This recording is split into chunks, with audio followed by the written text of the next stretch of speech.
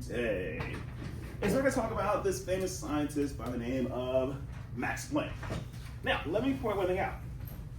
Max Planck was actually a renowned physicist. So he's a well-known, well-respected physicist.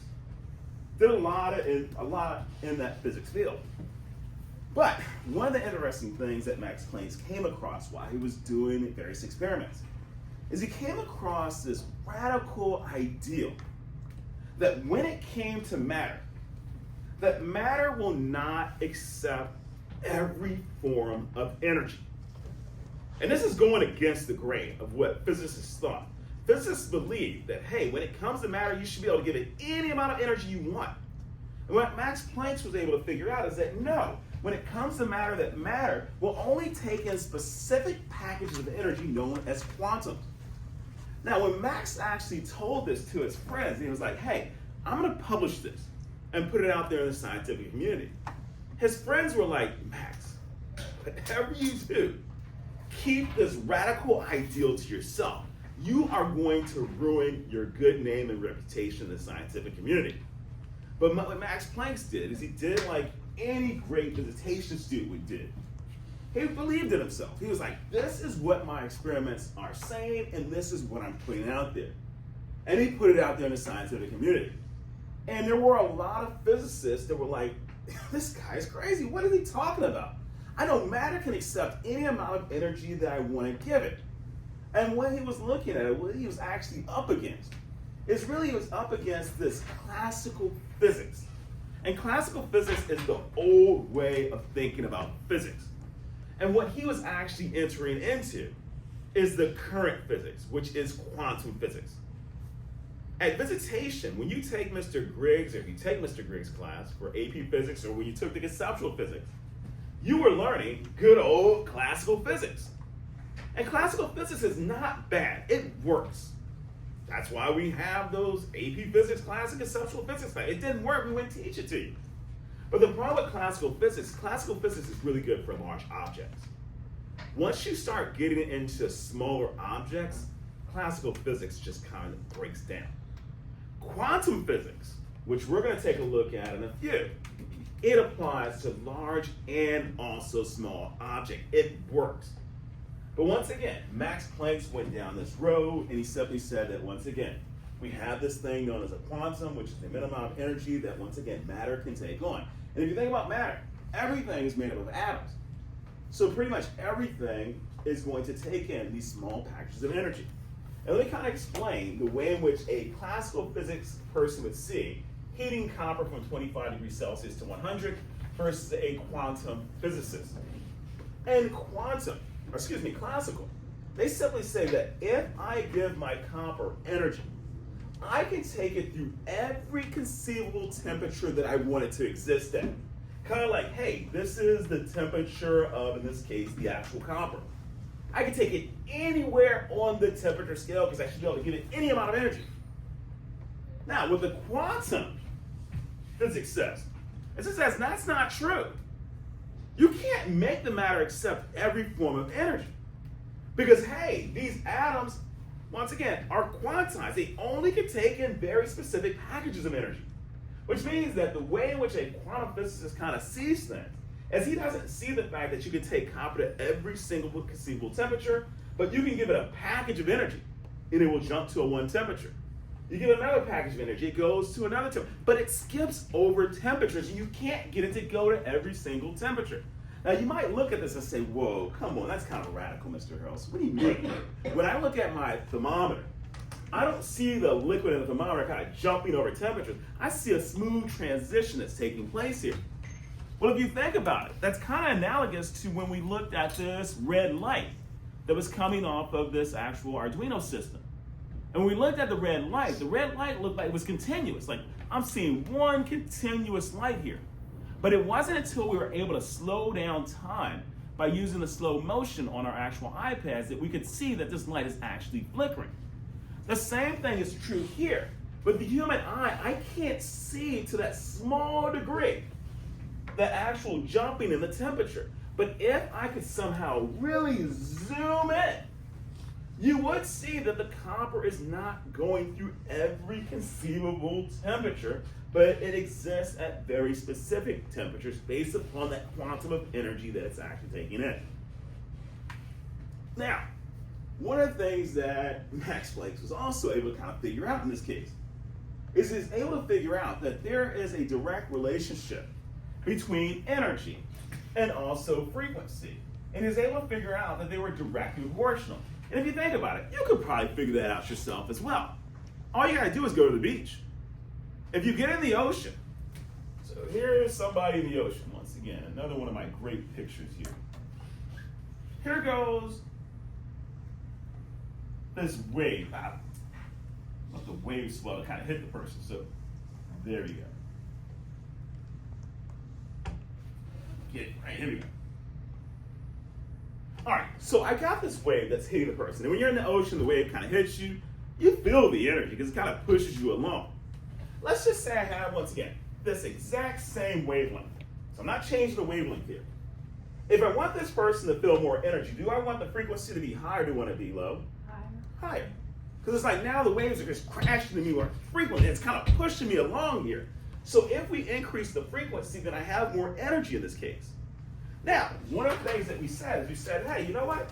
If I want to set this up as some mathematical equation here, then one of the things that I can do is I can go in here and simply say, hey, the energy is equal to, in this case, a constant times the frequency. And then what happened is we end up with something that looks like this right here. E, H, times the frequency. Wait a second. What is H going to probably be in this expression? What is it going to probably be? No. What is it going to probably end up being? P. No. P. No. Look at this up here. What is it going to probably be based upon this equation here?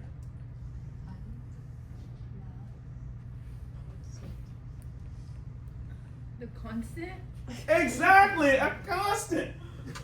We said it was energy, constant, frequency. This is a constant. Now think about it. If you came up with an equation, who would you name that constant after? Myself. Exactly. Hence, this thing is known as Planck's constant. And what you're going to see, you don't have to write this down because it's actually your notes right here. Here we go. We got energy times Planck's constant times frequency. Our energy equals Planck's constant times frequency in this case. And what we see here is Planck's constant is actually 6.626 times 10 to the negative 34 joules times seconds. Now, one of the things I'm going to point out here is that when we look at this energy, this is really the energy associated with one photon. That's why I say energy per photon. So it can only account for the energy of one photon. That's it. Question I have here is, what if I gave you a problem such as this? We're not going to solve it. We're just going to talk about it for really quickly. Say I gave you a problem that looked like the following. How much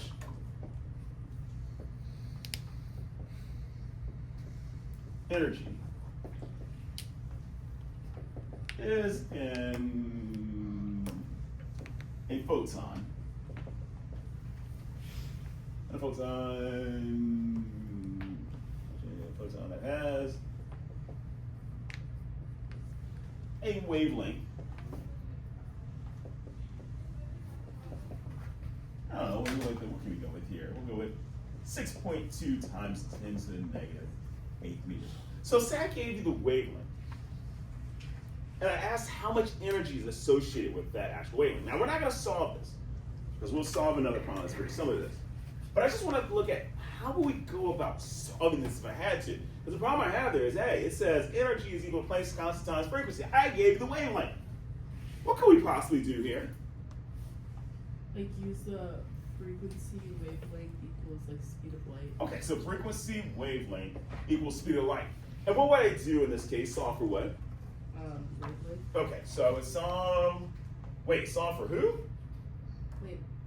Well, you're solving Frequency. Frequency, I wouldn't it think be? you have the frequency. No, we got the wavelength here. Oh. You- So we solve for the Yes. frequency, right? Yeah. All right, here we go. So we solve for the frequency and say frequency is equal to speed of light divided by the wavelength, right? And then what we could do is we could say, okay, well, I know the equation that the energy of a photon is equal to Planck's constant times the frequency. So what we can do is we can literally just plug into this expression here, divide it in, get the frequency. Take the frequency, plug it in this expression right here, multiply it times Planck's constant, and get the energy of the photon. That's a two-step process. Or we could say, I don't want to do two steps. I just want to do one step. If I want to do just one step, what can I do here?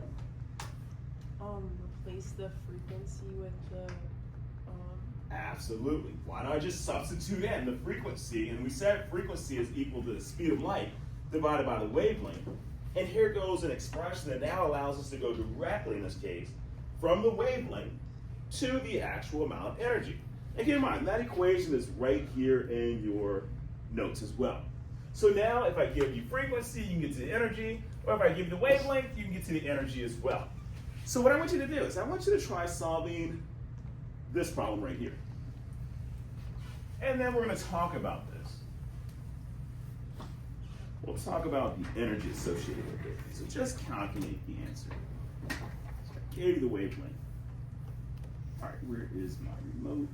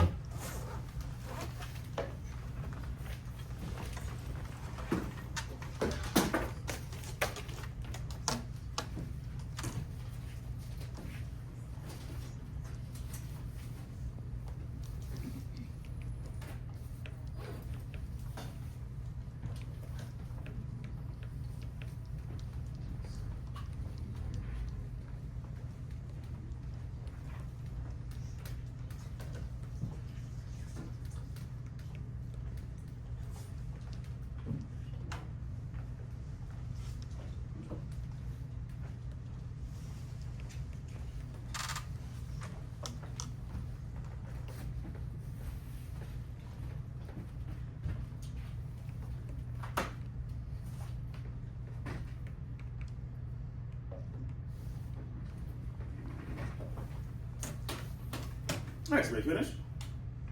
All right, so once again, if we go and look at this problem, we're just going to go in here and say energy is equal to Planck's constant times speed of light divided by lambda. So Planck's constant 6.626 times 10 to the negative 34th joules times seconds times the speed of light 3.00 times 10 to the 8th meters per second, all divided by, in this case, the wavelength of 4.2 times 10 to the negative 5th meters in this case. And then meters will cancel out meters, seconds will cancel out seconds, but leave me in units of joules here. And what we should get is an answer equal to, did we get the answer for this one? What'd you get? 4.7 times 10 to the negative 21st. All right, 21st. Is that the right answer? Yeah, but why would it be in joule? Exactly, it's gotta be units there, joules. Number was right, but we gotta make sure we get the units there as well. Yep, that's the only thing that was missing. All right, so the question I have for this class, is that a substantial amount of energy? And if you think about it, let's go this route. Before we even say yes or no, how many joules does it take to raise 1 gram by 1 degree Celsius? No. 4.1.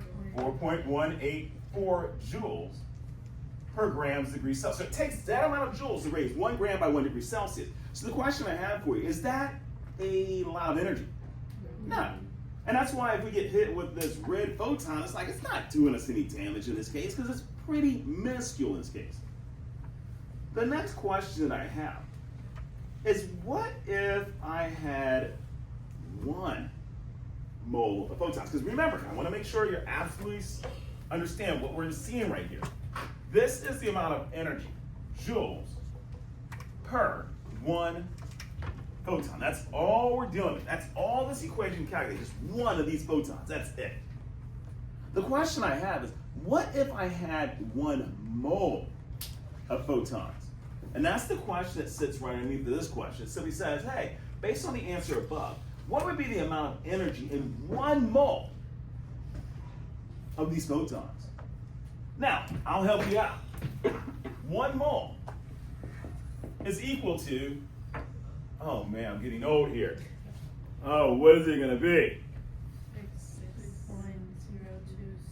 Whoa, 6 point what? Oh, 2 times 10 to the what?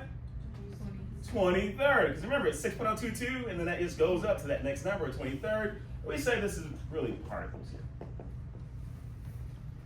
So if I had 1 mole of cars, I got 6.022 times 10 to the 23rd cars. So you might ask yourself, you might say, ooh, man, how am I going to figure this thing out? Remember, when in doubt, go back to a dozen. Ask yourself, hey, so if I had a dozen of these photons, how would I handle that? Each photon is 4.7 times 10 to the 21. If I had a dozen, what would I divide by 12? Would I multiply by 12? How would I handle it? I got a mole. Handle it the exact same way that you would handle if you had a dozen.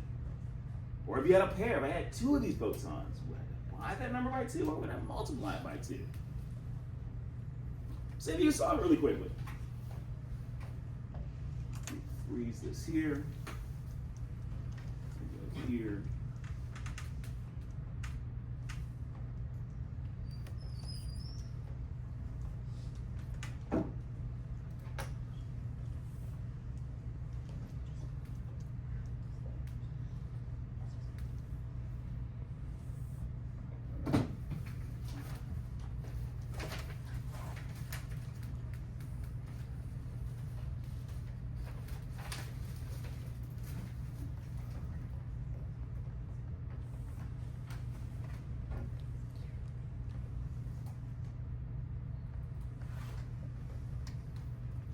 All right, let's see what we got here.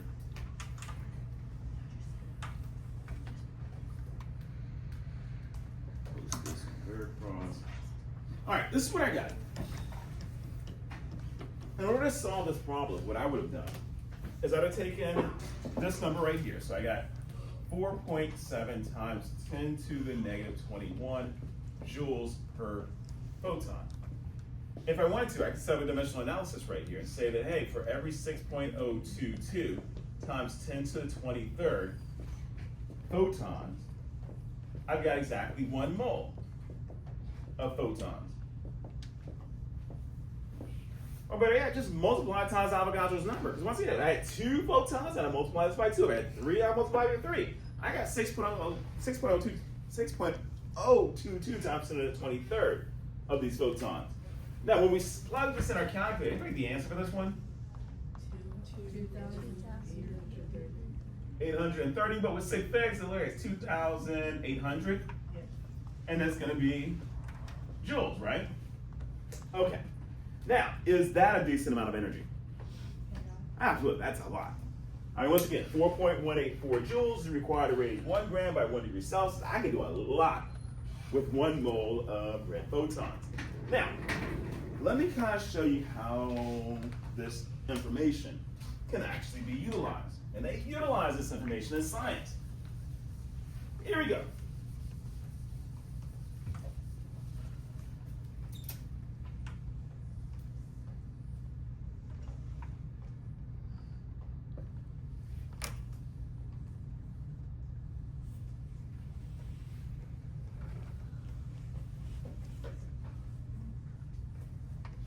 All right. What is this thing probably? Sun. No, the sun is not red. A photon? It's a red light bulb. Nobody sees it. No. Sure. Come on, and like the light bulb is radiating out these photons. And keep in mind, each one of these photons is a minuscule 4.7 times 10 to the negative 21 joules. Not much energy. But watch what's going to happen here. If I did something like this here.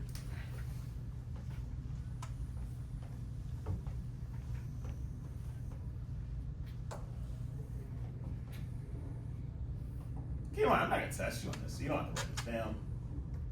Here we go.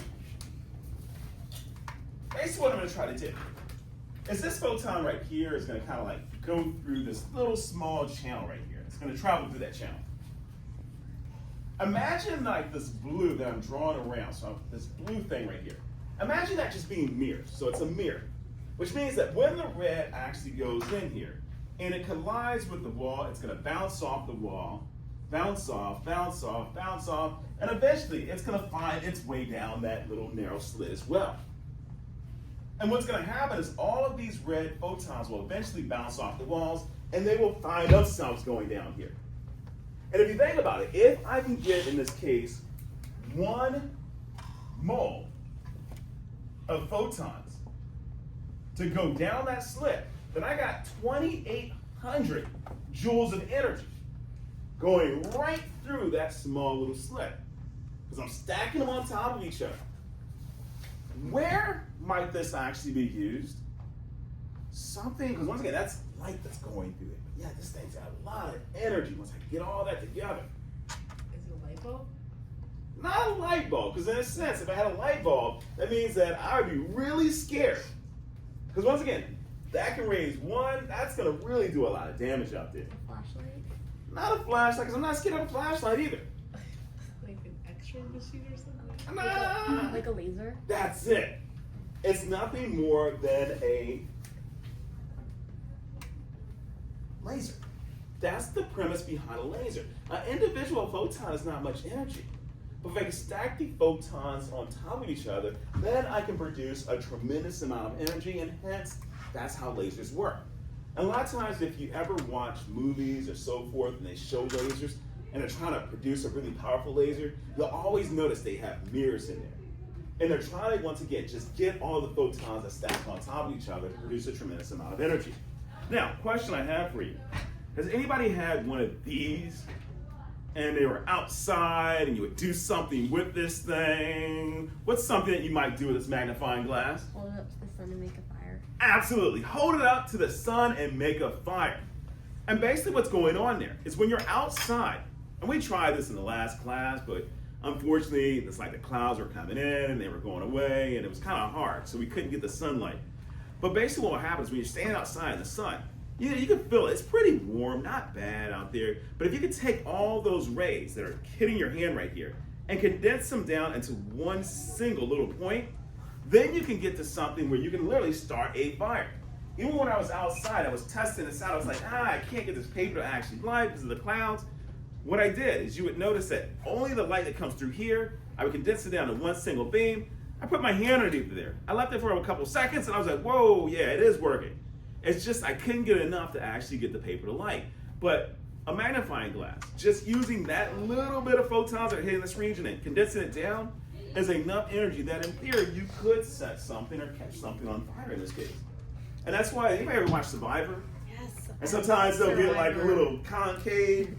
In this case, something like magnifying glass, and once again, they can start a fire by, once again, using all that photon, condensing it in one point, and then once again, utilizing it to start a fire in this case. All right. Oh. I was just on the side. Let's get that out of the way. And go back to our notes here. What? All right. What we're going to talk about next is we're going to talk about this thing right here. And what you're looking at is you're looking at what is called an electromagnetic radiation spectrum. An electromagnetic radiation spectrum is just simply going to be a spectrum that represents all the different forms of electromagnetic radiation. And if you remember, we talked about some of the different forms of electromagnetic radiation. We said, hey, we got radio waves, hot 99.5. We talked about X-rays. We talked about visible rays. We also talked about things such as ultraviolet. We got gamma rays out there. We got infrared rays as well, and also microwaves. A lot of them we're familiar with. Radio waves, we're familiar with. Microwaves, we'll talk about that eventually, how it actually is used to actually get your food to actually warm up. Infrared radiation is nothing more than heat. So it's heat. So if you had ability to actually use like those infrared goggles, then you can actually see, in this case, the heat source. But the interesting thing about the electromagnetic radiation spectrum is we get to only see that itty bitty region that sits right here. That's what we can see with the human eye. And one thing you'll notice is that even when it comes to the actual Roy G. Biv, they didn't want to have to squeeze it all within that actual small region. So they're trying to open it up to kind of show you the actual spectrum here. One of the things that we're going to also notice here is you're going to notice that as we go this way across the spectrum, that we're going from low in energy up to high energy. But watch this, because this is really cool. That's low energy. That's higher energy. Think about your Bunsen burner. If I want a really hot flame, what do I want the flame to look like? If I want a colder flame, I want it to look more like this down here as well. Now, once again, with the human eye, we can only see this, but animals get to see outside that region. For instance, this animal here. Can I do it? This is hard. Let's see if I can do it. I make Ooh, ooh. Is it how? No. Oh, ooh, ooh. What is that animal? noise. No. I guess that's as good as it gets. Oh wait. That sounded okay, didn't it? Yeah. First part. Yeah, that's right. Oh, anyway, an owl. If we think about an owl, when he goes out, honey hunts at what time? Night. So guess what region he's probably looking at? Infrared. So in a sense, he kind of like has that infrared goggles that you see in the movie, and you see like the red signature. That's how he hunts. He sees the actual infrared, the heat that's coming off of his prey that are kind of out there in this case. So, a couple of things to point out when it comes to this electromagnetic radiation spectrum. I'm going to hold you responsible for knowing the sequence going from lowest in energy up to highest in energy. So once again, low energy is going to be, With the color? hold on, energy, and this is going to be high energy. So what I might do on the test is I might say something like this, and I'll just kind of mix it up. I might give you X-rays, infrared, radio waves, and maybe I'll give you red and violet. And I'll tell you to place them in order of lowest in energy to highest in energy. What you need to do is just commit the memory. Radio, microwave, infrared, visible, ultraviolet, X-ray, gamma. This right here is not bad, because that's just Roy G. Biv in this case. And just remembering that, hey, red is lowest in energy in the Biv part, violet is going to be the highest in energy in this case. And then you'll just put it back in order. And once again, typically, when it comes around to test time, I always hear students, they have all these different sort of acronyms and ways of kind of remembering or the kind of sequence that we see right here. Keep in mind, I could also ask it from the perspective of maybe not energy. I could say frequency. Hey, listen to them going from lowest to highest in frequency. If somebody ever asked that of me when I was in high school, I would say, you know what? Thank you. I'm just converting it right back to energy. I know that frequency and energy are directly proportional, so I'm just going to relate it to, hey, lowest in energy to highest in energy. Or I could say wavelength in this case. And you'll notice that, look, low energy, high energy, frequency. Look what's going on with the frequency. It's increasing as we go across. Wavelength, you'll notice that as we go across, it's decreasing because it's an inverse relationship that exists between them.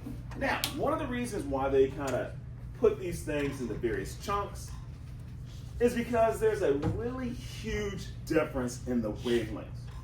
Like in a second, we're going to see that the wavelength in the radio wave can be, from crest to crest, the equivalent of going from one end of the football field down to the other. That's just how big the wave happens to be. But then we get into things such as X-rays. Then we're talking about wavelengths that happen to be the size of the nuclei of the atom, which is extremely small. Yes? Are you going to test that? Sorry. I'm going to tell you, if you want to see it, you'll get it back in a few minutes. But you got to hold on. I got to make it through this part since I made it through with the other class as well. And then you'll get it back. So, what they did. Whoa. Just jumped. Gotta go back. All right, so if you look at it, just make sure that once again, you kind of know the spectrum going from lowest energy to highest energy. And then on this slide right here, I just wanted to kind of show you like the difference in the actual wavelengths. And all this picture is trying to show you, it's showing you that, hey, when you talk about things such as maybe radio waves down here, right there between the radio waves and the microwave, you're looking at wavelengths, once again, roughly the size of a dog. Down here, we're looking at things such as a football field. Then you're looking at like the width of a CD, the thickness of a CD, getting down here to the size of the atom. And then once again, as you get further down, then you're getting down to the size of the nuclei. So once again, make sure you just kind of know this order and the sequence. I'm not going to ask you anything such as, hey, which form of electromagnetic radiation has a wavelength that's the size of the atom? Not going to happen. I just need you to know those orders in this case. All right, how much time we got left? Oh, we got plenty of time to take a look at maybe these tests. So,